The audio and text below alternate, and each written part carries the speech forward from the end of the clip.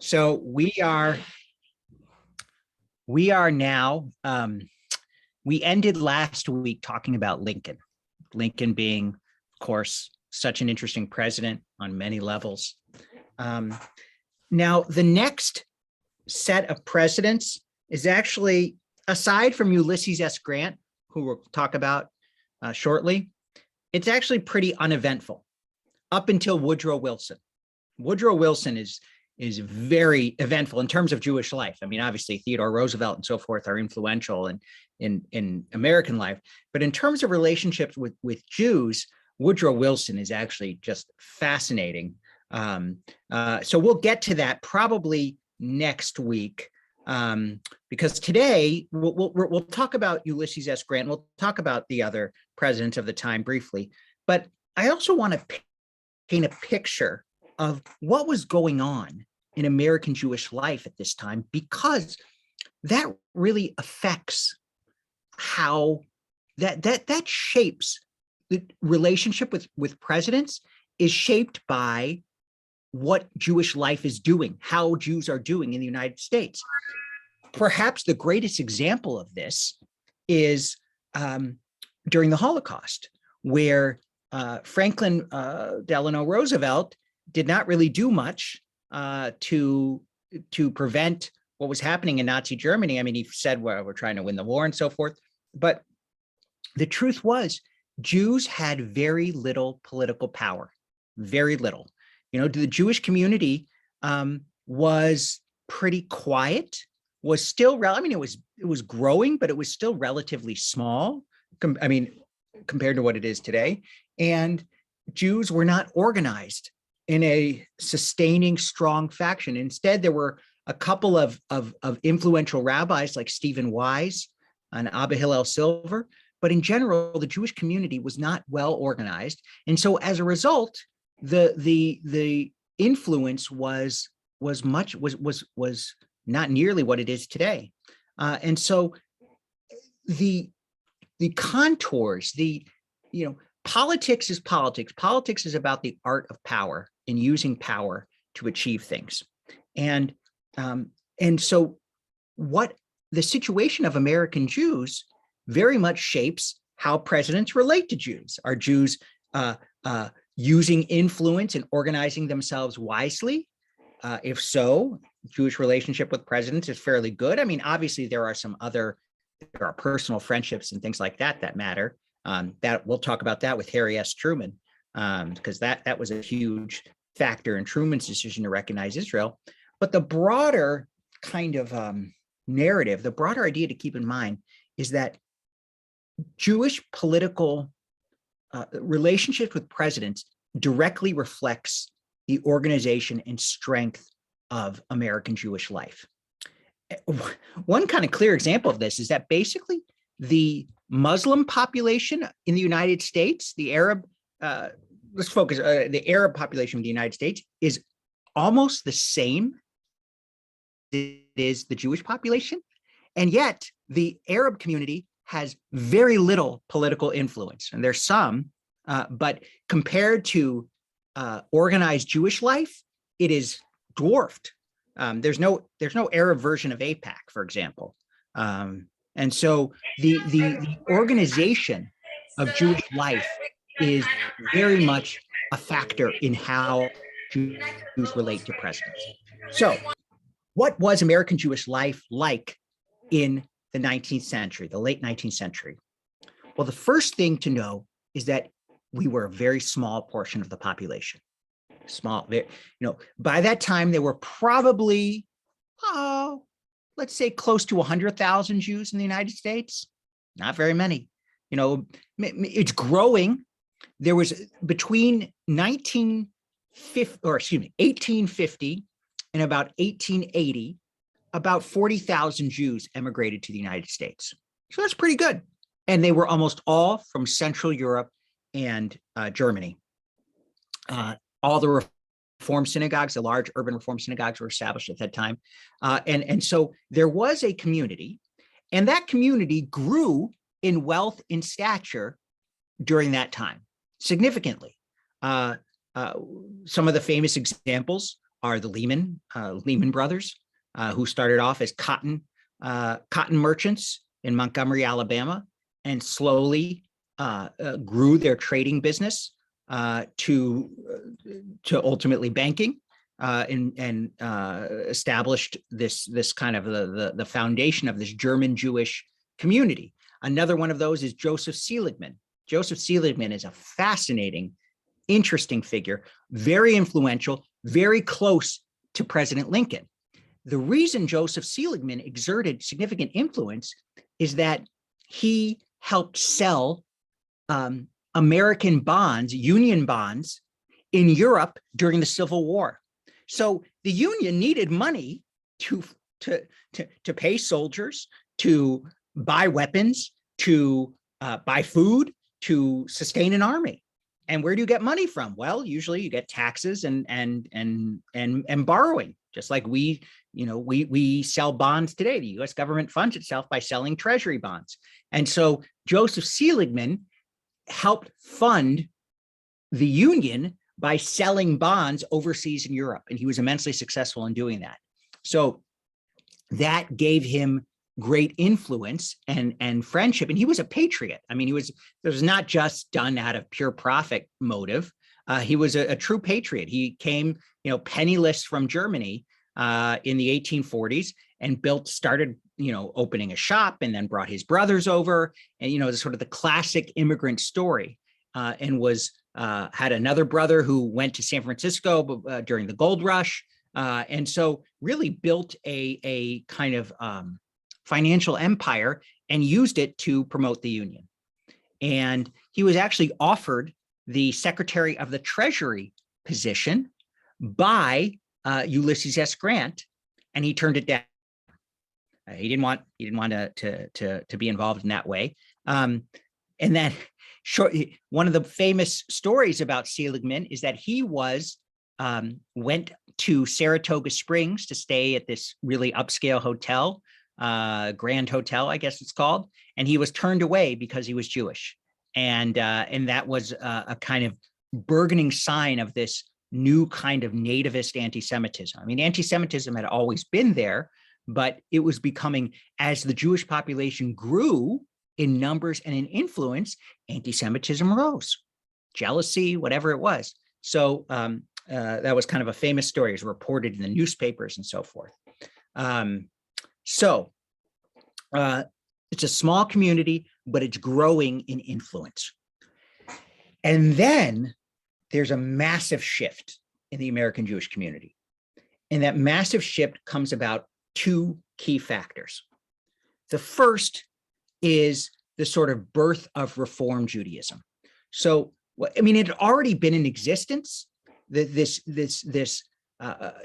were Isaac Mayer Wise, David Einhorn. There were rabbis who were kind of reared in the German Jewish Reform movement who had come to the United States, but the American Reform movement was not organized. And that changed really in the late 1870s, early 1880s. And that changed really through the efforts of Isaac Mayer Wise and someone named Kaufman Kohler.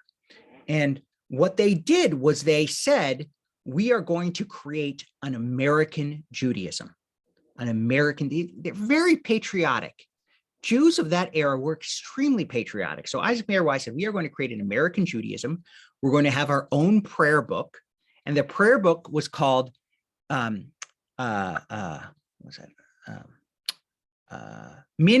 America, which means the American tradition, the American custom.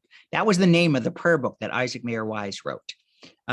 And board minutes would be kept in English. Many synagogues still use German. So there was a real patriotism. And Isaac Mayer Wise said, we're going to organize the Reform movement with three major institutions: a seminary, that's the Hebrew Union College, a union of congregations where congregations would belong to a larger kind of umbrella group that would speak and develop curriculum and so forth, so essentially a fundraising mechanism called the Union of American Hebrew Congregations, and then a rabbinical organization that would keep the rabbis of that seminary together. That's the Central Conference of American Rabbis. So it was an organizational structure to bring some coherence to American Judaism. American Judaism was almost like the Wild West. It was kind of, people could come to the United States and say they're a rabbi and they could start a congregation. They really weren't a rabbi. There were very few standards. There was very little structure. And Isaac Mayer Wise helped create that, which ultimately helps American Jews in terms of their political influence. The second part of that birth of the Reform movement is the ideological grounding of it. So in 1881, there's a famous conference in Pittsburgh, Pennsylvania, and it produces the rabbis gathered, produced this document called the Pittsburgh Platform of Reform Judaism. And the Pittsburgh Platform essentially states, we no longer desire to return to Zion, to Israel. We are at home in America, and we hope to build ties with people of all faiths. We do not keep the dietary laws and rituals anymore. We believe that ethics is more important than ritual. And we essentially want to be Jewish Americans. We are proud to be American, but we wish to uphold our religion, our tradition. They don't want to assimilate. These are not people, and there was plenty of assimilation, by the way. I mean, there were plenty of people who left Judaism altogether, but this group wanted to preserve Judaism, but in an American context. And this was also the first kind of expression of social justice in the Reform movement. Emil Hirsch added a plank, essentially supporting labor unions and workers. But the point of this for our discussion is that it was a structure, an ideology, a way of organizing American Jews into a cohesive group as far as it goes. I mean, there was no ADL then. ADL comes later. There's no American Jewish Committee. None of these organizations exist back then. There are no federations. Federations come soon, but there's very little that are keeping American Jews tied to one another. And we all know that in Judaism, community is critical. Belonging is more important in many ways than believing. And so these were structures for belonging that helped kind of bring American Jews closer together. The second major factor that sort of shapes Jewish life at this time and ultimately reflects relationships with political power structures is massive immigration from Eastern Europe to the United States. So immigration reshapes every ethnic group. And in many ways, that's simply a function of numbers. I mean, if you are coming to the United States and if you are a politician, you're looking for voters. And if you have a huge numbers of people coming and they're potential voters, you try to meet their interests. And if you are a leader in that ethnic group where lots of people are coming, you want to use your political power to meet your own interests. It's just simple. It's human nature. It's self-advancement, group advancement. So between 1880, really 1881, and 1920, a huge number of Jews come to the United States. Scholars estimate about 2.3 million. It's hard to know for sure, but it's a large number. And this group has a couple of interesting characteristics. Unlike the earlier generation of German Jews, these Jews were generally Orthodox. They were either Orthodox or socialist. It was not a group of already kind of bourgeois, successful.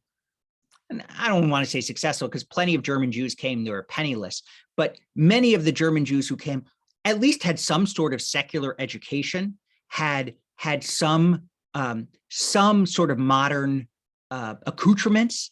Those coming from Eastern Europe had virtually nothing. They were essentially escaping the Tsar and pogroms, and so were truly kind of a stranger in a strange land.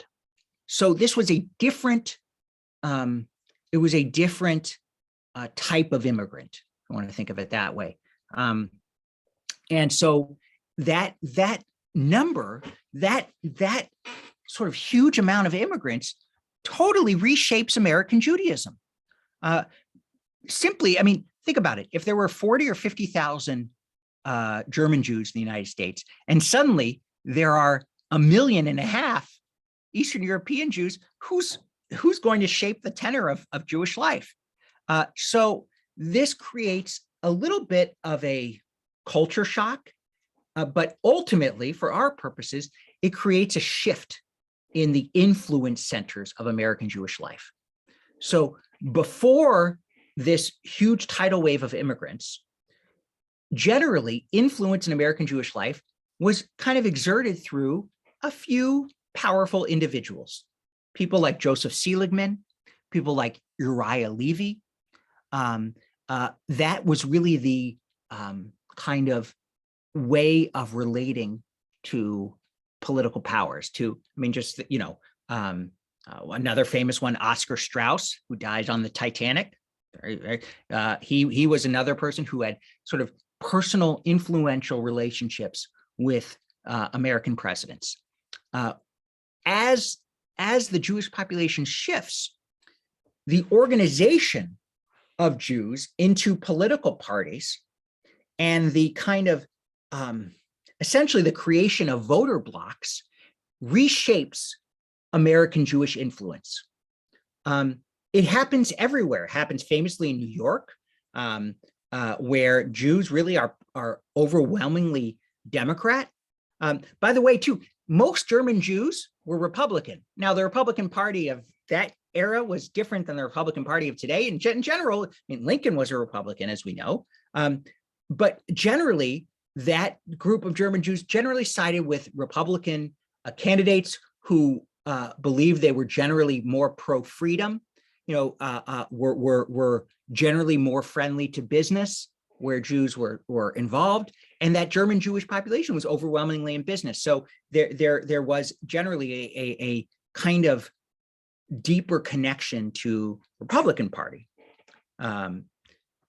Jews who coming from Eastern Europe were generally organized as an ethnic group, which was a democratic, Democrats generally at that time organized ethnic groups to back their political candidates. Think of the Irish. I mean, that's true in Chicago. It's true in Boston. It's true in New York. And Jews Jewish immigrants kind of functioned in the same way. There's a very, and this continues for a long time, by the way. I mean, there's a very famous story about Chicago and the West Side, which was kind of a very strong Democratic area. And in the 1948 election, I was the vote in the ward, which was controlled by Jacob Arvey. The vote was like 7,000-4 for Truman, and somebody interviewed Arvey after the vote and said, how do you explain this incredibly lopsided result? And he said, I want to find those 4 people, and let them know what's coming. So it was very much Jews were kind of organized in the traditional kind of ethnic patterns. And that, again, I mean, Harry Truman met with Jacob Arvey, who was he was a wardman. I mean, this is like a very low level, on paper, a very low level position, but in reality, very strong. So this shapes how Jews organize themselves politically. And then Jews also simply become a more important political demographic. I mean, Woodrow Wilson understands that, as we'll get to later, but Jews now matter more in American politics, that presidents have to pay attention to Jewish interests. And one great example of this, find out, I think it was Theodore Roosevelt. Yes, let me see here. Yes, it was Theodore Roosevelt. In 1905, there is a terrible pogrom in Kishinev. You've heard of the Kishinev pogrom, I'm sure. You know, thousands of Jews murdered, blood for a 3-day pogrom. We had a scholar who came here a couple of years ago, one of my professors, Stephen Zipperstein, and he wrote a whole book on the Kishinev pogrom. But in any case, Theodore Roosevelt and Congress essentially issue sanctions against Russia at the time as punishment for the Kishinev pogrom. And there's telegram. I mean, there's huge political backlash about after the pogrom. And part of the reason it's not just a humanitarian concern, it's a political matter. Yeah, I mean, here we go.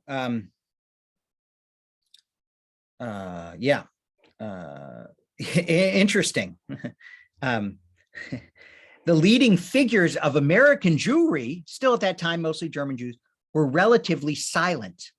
They didn't want to upset too much, you know. So there's this tension. This is very interesting. I was going to talk about this more with Woodrow Wilson, but this is actually such an important, and I want to hear your comments about this too. I'm talking a lot, but there is a tension in American Jewish political life between the behind the scenes approach and the populist approach.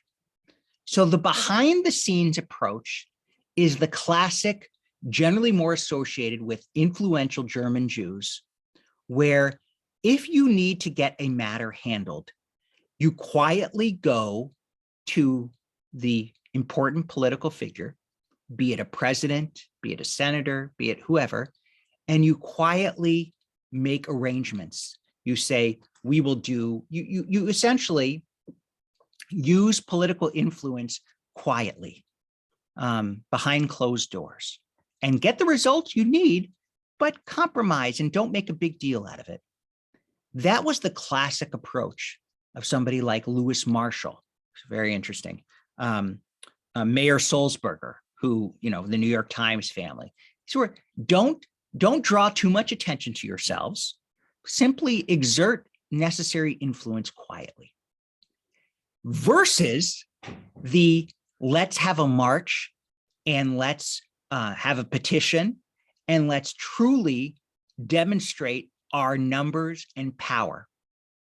And that is the approach of even Louis Brandeis really adopted that approach. And one could argue Stephen Wise did for some of his life, and then he sort of shifted. Once, you know, the problem is once people who support the more populist approach gain power, then they become the ones who want to keep it quiet. But be that as it may, it's a more philosophical difference. There is we are going to go and march in the streets, and we're going to target people who don't support our cause, and we're going to be public and vocal about it and get in the newspapers, versus we're going to not draw attention to ourselves.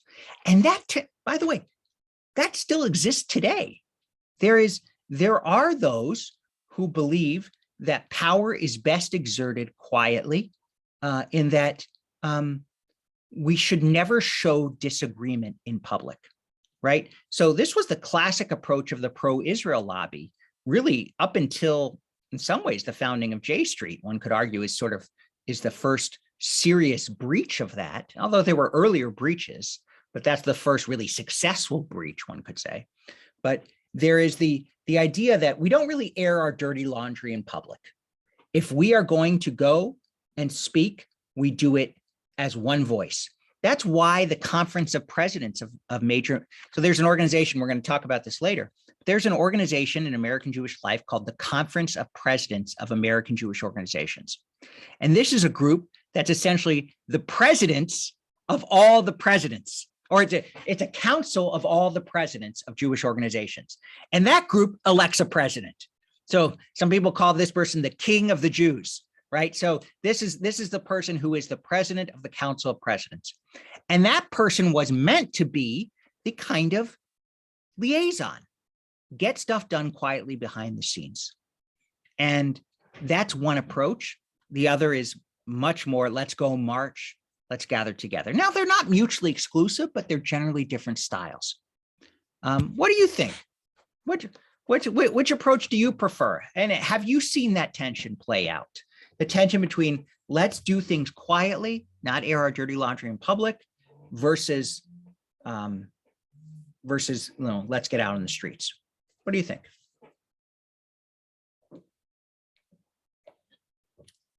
Oh, comments?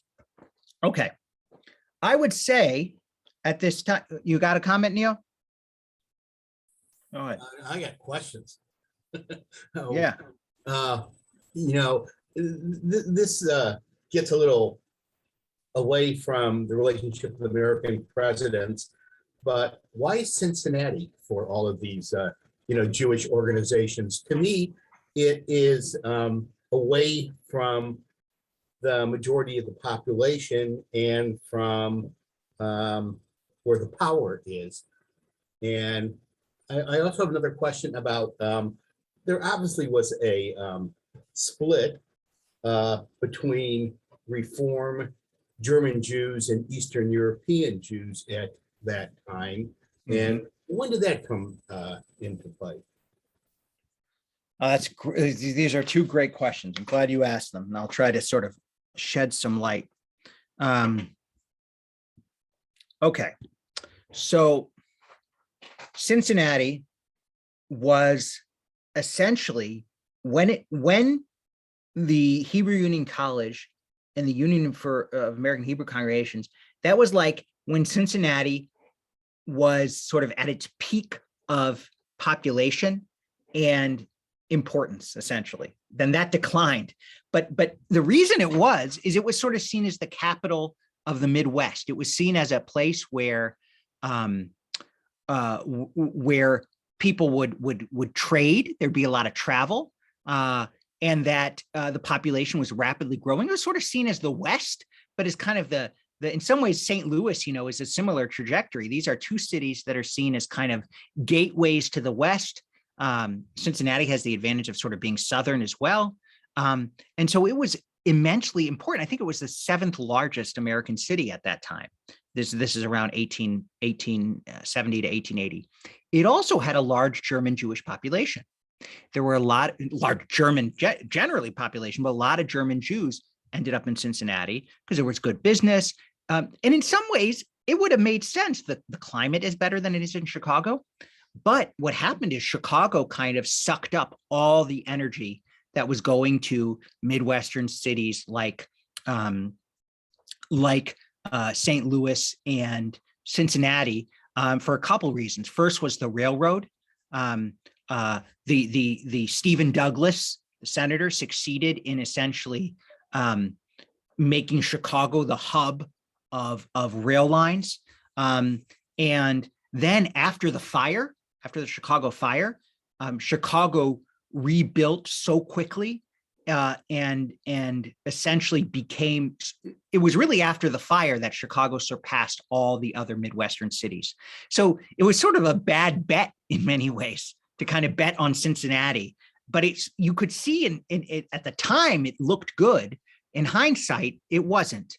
But then once the bet was made, essentially, Cincinnati kind of stays in that role. Ultimately, the Union, also when Cincinnati was chosen, that was before the massive immigration of Jews from Eastern Europe, who generally went to New York. Some went other places, but generally went to New York. So at that time, New York it was essentially a big city, but it was not yet the Jewish center that it was to become in 20 years. So this is quite an interesting, I'm glad you asked this question too, because as some of you may know, the seminary in Cincinnati is essentially closing. They won't use the term closing, but it is closing. I say they are ending the rabbinical program in Cincinnati. No more students will go to it. It'll phase out. Those who are there right now will finish their rabbinical studies in Cincinnati, but future students will go to New York or Los Angeles. And that's because the enrollment is so low. Nobody wants to go to Cincinnati. And so you can't really blame them. It's not a big Jewish population. It's not a very exciting city in many ways. I mean, I'm sure it's nice and everything, but what is nice, I live there, I went there. But somebody wrote an article that said Isaac Mayer Wise would be turning in his grave if he knew that they were closing the Cincinnati campus. And I didn't want to get involved in any controversy, so I didn't say anything. But I actually think that's profoundly wrong. I think Isaac Mayer Wise wanted Reform Judaism to be at the center of American Jewish life. And at that time, Cincinnati made sense because it was sort of the emerging American West. And now it doesn't. It doesn't make sense. It's not, you know, in many ways, Los Angeles or New York makes more sense. And maybe Chicago does too, because, you know, the thing about what Isaac Mayer Wise was attuned to is that Jewish life doesn't just exist on the coast. It also exists in, you know, in the Midwest and the South. And there are a lot of people who do have that coastal bias, you know, that see the Midwest as flyover country. You know, people do think that, including many in the Jewish community. But what Isaac Mayer Wise wanted is for Reform Judaism to be at the center of American Jewish life. And he just picked wrong. That's all. He made a wrong bet. And the sort of numbers and history have proven that out. Okay. Other questions, comments? Okay. Yeah, Sue, go ahead.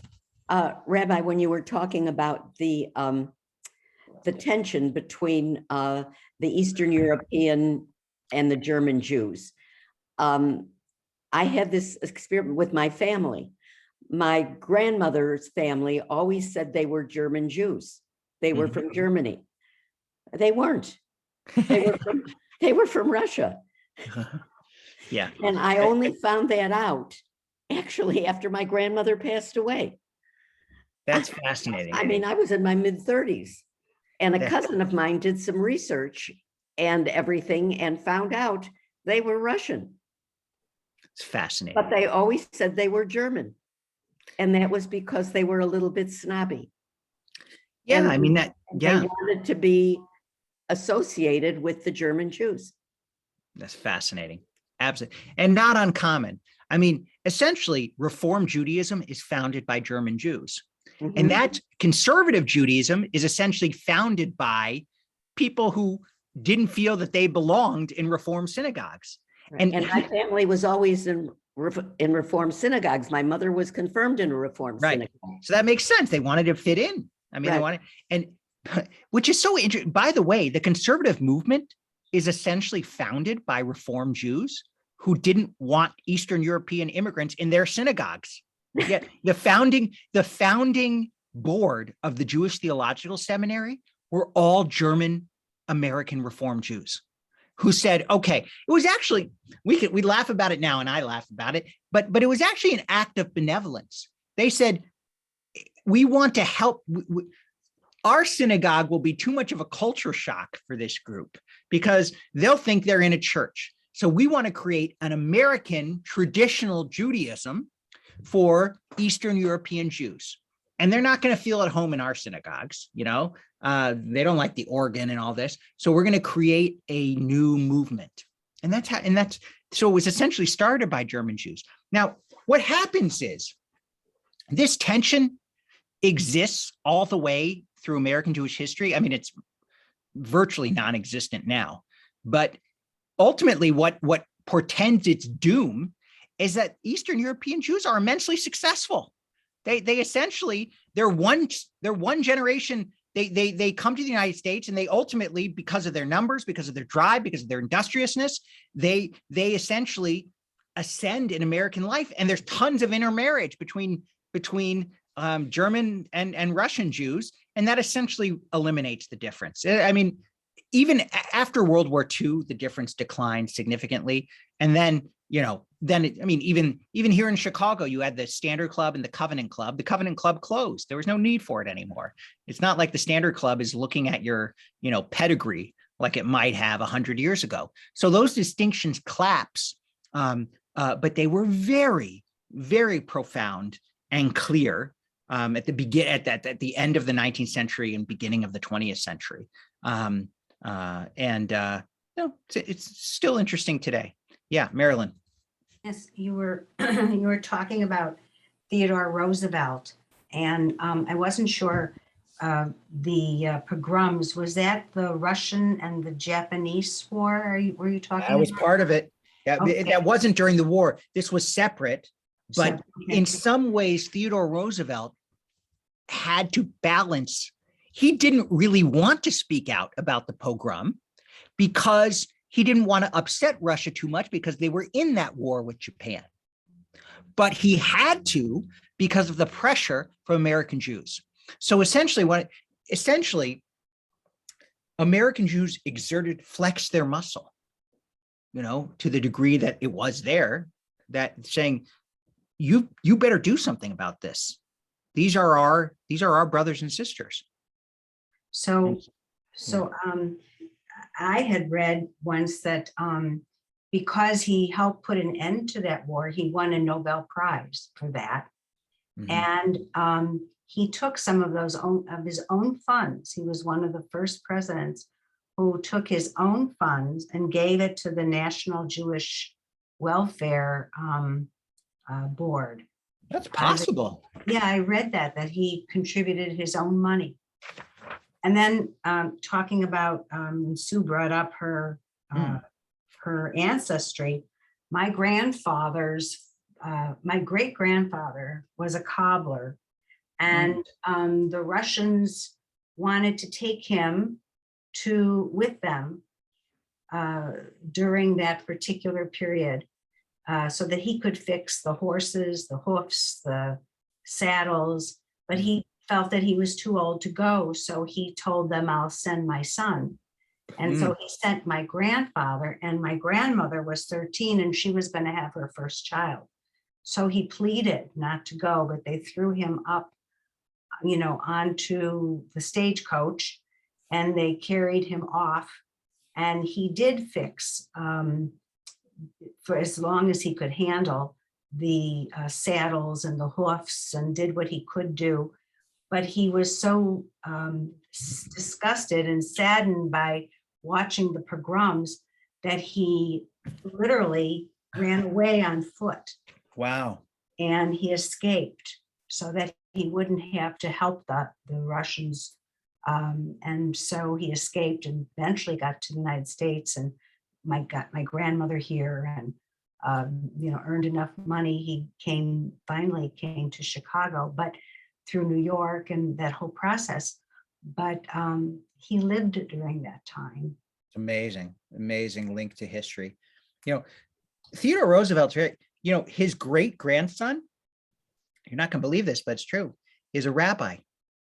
I forget what his name is, but he was a classmate when our educator, Ashley, went to rabbinical school, Reconstructionist rabbinical school, for 3 years. And he was in her class, the great grandson of Theodore Roosevelt. And I don't know what he does now. And he doesn't have the last name Roosevelt. It was a different, because somehow it's mom. He, there's maybe he felt, Roosevelt did have a fondness for Jews. Yeah, interesting. Speaking of that, I was going to get to this later, but this is a letter that at New York Carnegie Hall that Theodore Roosevelt sent to Jacob Schiff, who was sort of a very important Jewish financier. And this is on the 250th anniversary of the settlement of Jews in the United States. Roosevelt wrote, "My dear sir," this is to Jacob Schiff, "I am forced to make a rule not to write letters on the occasion of any celebration. I make an exception in this case because of the lamentable and terrible suffering to which so many of the Jewish people in other lands have been subjected. I am glad to be able to say in addressing you on this occasion that while the Jews of the United States, who number more than 1 million, have remained loyal to their faith and their race traditions, they have become indissolubly incorporated in the great army of American citizenship, prepared to make all sacrifice for the country, either in war or peace, and striving for the perpetuation of good government and for the maintenance of the principles embodied in our Constitution. They are honestly distinguished by their industry, their obedience to law, and their devotion to the national welfare. Pretty nice. Pretty nice. Yeah. Ed. Ed Biederman, go ahead.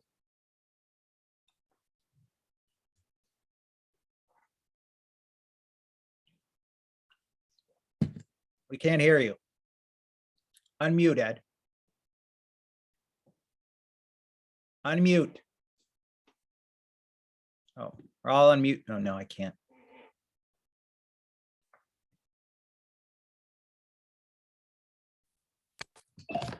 I didn't have anything in particular.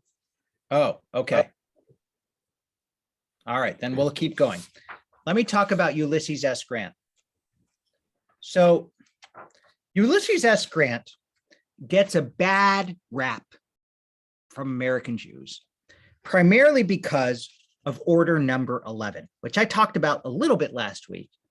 But just to give you a little more context, I kind of didn't say too much. So Grant was in Tennessee, and in Tennessee, there were a group of cotton merchants who were buying up cotton in Tennessee and selling it at really exorbitant prices in the Union. Because remember, Tennessee is a border state, and it was not part of the Confederacy.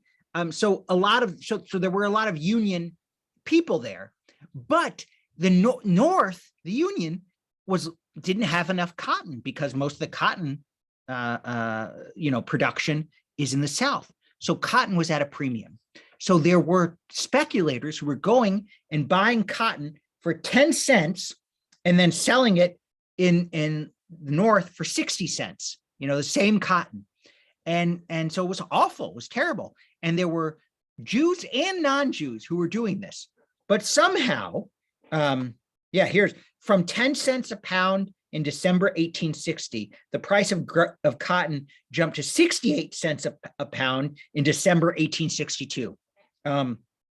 False charges were circulated that it was Jews who were involved in these crimes and that they alone bribed officers to smuggle out goods that were a much needed wartime commodity. So on December 17th, 1862, General Grant issued his notorious Order Number 11, by which all Jews were expelled from Tennessee and had to leave within 24 hours.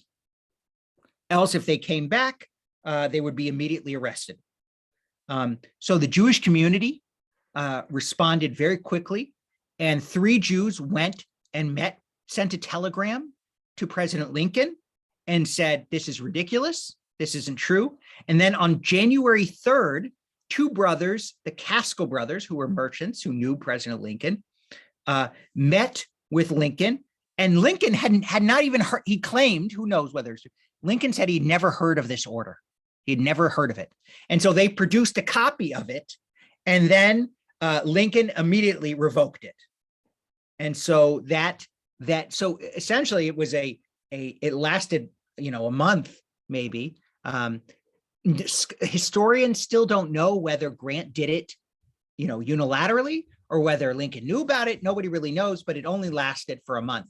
But it left a bad taste in many Jews' mouth, including Isaac Mayer Wise. Now, Isaac Mayer Wise never really, Grant is a Republican, Lincoln is a Republican. Isaac Mayer Wise is a Democrat. And so he despised Grant.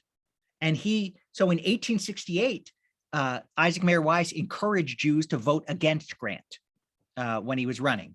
And that here's Isaac Mayer Wise, in his usual exaggeration, said, "No one in the 19th century and civilized countries has abused and outraged the Jew more than Grant. If there are any among us who lick the feet that kick them about like dogs, run after him who has whipped them. If there are persons small enough to receive indecencies and outrages without resentment, we hope their number is small." So Isaac Mayer Wise clearly does not like Grant, but Grant easily wins election in 1868.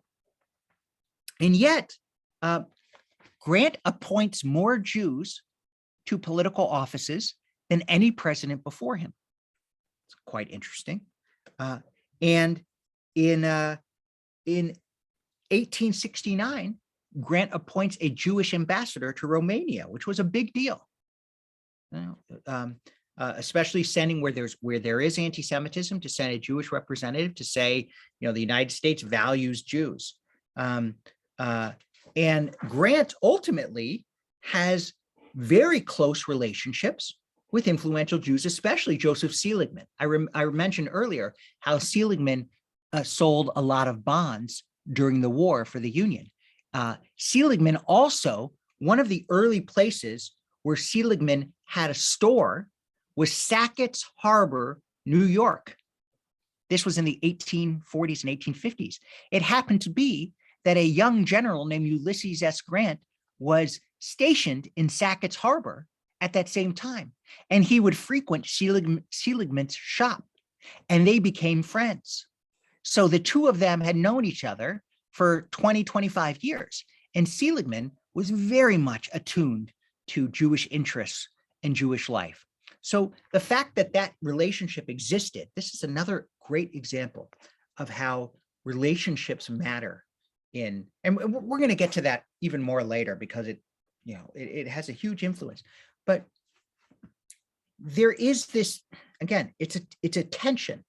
There is the importance of personal relationships, the friendships between influential Jews and American presidents, and that matters. And on the other side, there's the sheer kind of political power and influence. So which is more important? Which is more important? The personal friendships between presidents and Jews, or the organizing force and numbers of American Jews? Now, probably in the long run, numbers are more important, but the friendships and relationships play a huge role, and they did with Grant. In fact, a friend of Joseph Seligman's, Simon Wolf, who was a lawyer and helped found the B'nai B'rith organization, he asked Grant to be the sandak, the godfather, essentially, at his son's bris. Simon Wolf asked Ulysses S. Grant to be the sandak at his son's bris, and Grant agreed. And then, and this was while Grant was president. This was in 1869. And so Wolf named the child Adolph Grant Wolf. So and Ulysses S. Grant was the first president to attend the dedication of a synagogue. That's kind of interesting. He attended the dedication of Adas Israel Synagogue, which is a beautiful conservative synagogue in Washington, D.C. in 1876. So this is, by the way, again, this goes back to that matter of friendship. Ulysses S. Grant asked Joseph Seligman to fund the pension for Mary Todd Lincoln.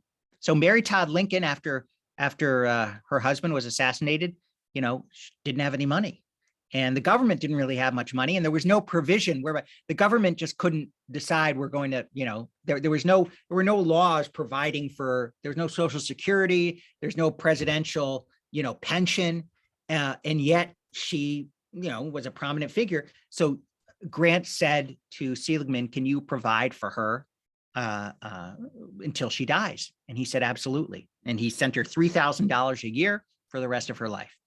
So, Jews play an important role. Other questions, comments? Yeah. Could you comment on, I didn't see that. Can somebody read that question for me? I can't really see it. Could you comment on the strength of Jewish organizations and the rise of anti-Semitism? Sure. There really aren't many Jewish organizations at this time, the late 19th century. B'nai B'rith is the first. B'nai B'rith is very important in Jewish history. Unfortunately, it's not very powerful. It doesn't do much today, except for BBYO, its youth organization. But the first major Jewish organizations began as a response to anti-Semitism. So I mentioned the Kishinev pogrom. Right after the Kishinev pogrom, the American Jewish Committee is founded in 1906. Kishinev pogroms in 1905. In 1906, this was mostly German Jews who founded it, said, we need a vehicle whereby we can help protect the interests of Jews around the world. And so the American, anti-Semitism essentially directly leads to Jewish organizations. The Anti-Defamation League is founded a little bit earlier, because the Anti-Defamation League is sort of founded as an arm of B'nai B'rith initially. But it also is a response to a rise in anti-Semitism. And so some of this is, as the Jewish population grows, anti-Semitism grows. That just makes logical sense, right? There are more Jews, there's more anti-Semitism.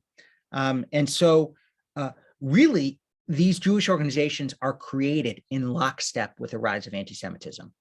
Now, just to sort of briefly come to today, I do think that many Jewish organizations, a lot of the post-war Jewish organizations like AIPAC and the Conference of Presidents, they emerge because of a perceived failure during the Holocaust, that the Holocaust was a massive failure for American Jews because there was no way to organize Jews to go and put pressure on Roosevelt.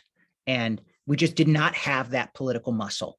And so now the shift where there's so many Jewish organizations that exist now, that creates greater heft and strength. And so in some ways, you could even say the current strength of American Jewish organizations reflects the failure during the war. Yeah. Sue? I know that you haven't gotten in detail yet to Franklin Delano Roosevelt. Yeah. But it seems to me, if my memory is correct, and I was a very tiny child, but I remember my mother crying when he died. Yes. And all the Jews loved him. Yes. And yet he did nothing for Jews regarding the Holocaust. And can you speak to that? Yes. Jews did love him primarily because of he wanted to defeat Hitler and Germany. So there was a huge isolationist wing in America, Lindbergh, others, and they had politicians too. And Roosevelt was seen as a bulwark against them. So in some ways, it was like, he's 80%, not 100%. We wish he would do more. And a lot of the scholarship about him not doing anything during the Holocaust, that's relatively recent over the last 20 to 30 years. People didn't talk about it much before then. I guess some people knew, but so he was seen as much more pro-Jewish than other politicians at the time, primarily because of the war. Also, he did have Jews in his cabinet. He did have relationships with Jews. Morgenthau, who was Secretary of the Treasury, he was close with Louis Brandeis. He was close with Felix Frankfurter. He came out of New York, so he had Jewish relationships. He was seen as much closer to the Jewish community than other politicians, despite all his failings. So that's sort of, it's kind of like nobody's perfect, and he's much better than the alternative. Yeah. Other comments or questions? Okay, I've got to run. I have to meet with a family for a funeral in 4 minutes. So I'm gonna call it a day, and I hope to see some of you this weekend. And next week we'll start with Woodrow Wilson, and we'll go all the way to Roosevelt. It'll be very interesting. Actually, we'll start with Theodore Roosevelt. We'll go Roosevelt to Roosevelt, because there is some interesting stuff about Theodore Roosevelt. So we'll go Roosevelt to Roosevelt next week. See you soon.